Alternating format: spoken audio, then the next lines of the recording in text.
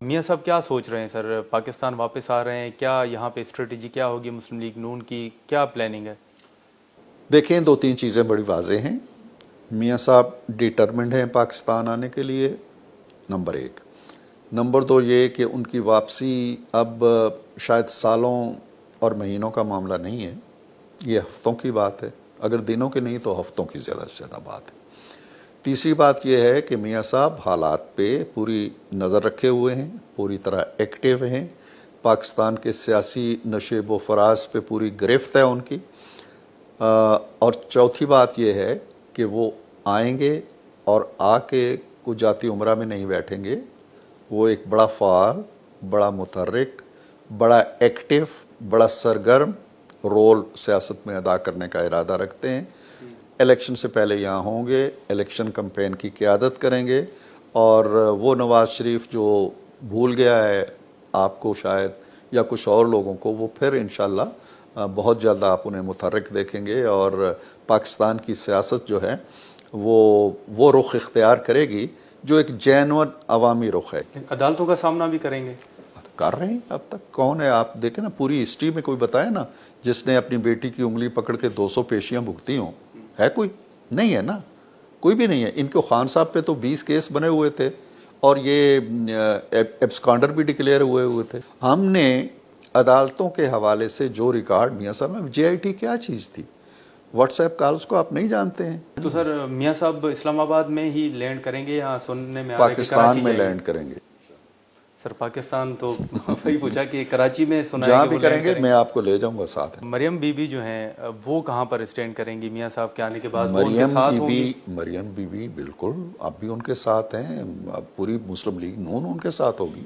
مریم کا کیا مطلب ہے؟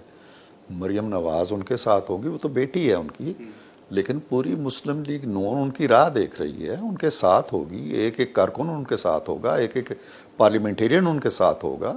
اگر آپ یہ کہنا چاہتے ہیں کہ جی ہم نے بھی وہی کیا جو پی ٹی آئی کر رہی تھی اور ہم نے ایکسٹینشن دی جو میاں صاحب کی ایک ڈکلیئرڈ اگر پالیسی، میں پوچھوں سر کہ آپ کی لڑائی کس کے ساتھ تھی؟ ہماری لڑائی ایک سوچ کے خلاف ہے، اور وہ سوچ ہے جو ووٹ کو بے عزت کرتی ہے۔ بس ہم جب کہتے ہیں نا ووٹ کو عزت دو، تو ووٹ کی عزت کو پامال کرنے والی ہر اتھارٹی کے خلاف ہماری لڑائی ہے، جو منصفانہ انتخاب کے راستے میں رکاوٹ ڈالتے ہیں، جو سیاستدانوں کو آؤٹ کرتا ہے، جو کسی سیاست کو ان کرتا ہے، یہ کھیل کوزہ گری کا جو ہے اس کے خلاف ہے۔ آپ میاں صاحب کے ساتھ بھی تھے، وزیر اعظم ہاؤس میں بھی تھے، آپ کیا سمجھتے ہیں کہ میاں صاحب کے معاملات خراب ہونے کی وجہ کیا تھی؟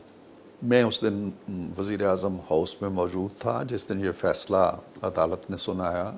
بہت سے لوگ تھے، کچھ بڑے ہال میں تھے، کچھ ایک چھوٹے کمرے میں تھے۔ میں اس چھوٹے کمرے میں جو 5-7 لوگ تھے میں ان میں تھا، اور میاں صاحب آئے، انہوں نے کوئی نہ کسی کو میر جعفر کہا، نہ کسی کو میر صادق کہا۔ سب کو پتہ تھا کہ کیا ہوا ہے، جے آئی ٹی کیسے بنی ہے، عدالتیں کیسے بنی ہیں، کبھی 2 جج بیٹھتے ہیں، کبھی 3 بیٹھتے ہیں، کبھی 5 بیٹھتے ہیں، کبھی فیصلہ آتا ہے۔ اور دیکھیں نا، ظلم کی انتہا یہ ہے کہ آپ جے آئی ٹی کے ذریعے پوری دنیا کے بینک کھنگالتے ہیں، مالیاتی اداروں سے پوچھتے ہیں، سب کروڑوں اربوں روپیہ خرچ کر دیتے ہیں، نکلتا کیا ہے کہ باپ نے اپنے بیٹے کی ایک کمپنی جو بند ہو چکی تھی کئی سال پہلے، اس سے کوئی 10,000 درہم کی ایک تنخواہ اس نے وصول نہیں کی جو اسے وصول کرنی تھی، اور اس نے ڈکلیئر نہیں کی، لہٰذا وہ بددیانت ہے اور خائن ہے۔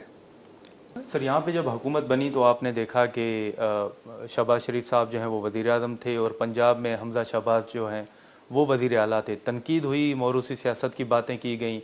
آپ سمجھتے ہیں کہ میاں صاحب اس فیصلے سے متفق تھے کہ حمزہ شہباز کو دیکھیں، وزیر اعلیٰ بنایا جائے؟ وہ جیسے میں نے بالکل ابتدا میں کہا تھا نا کہ یہ جو کچھ ہوا، یہ ایک فائر بریگیڈ کی فلاسفی کے تحت یہ حکومت آئی، کوئی پلاننگ نہیں تھی، کوئی وہ نہیں تھی، چیزیں طے نہیں تھیں۔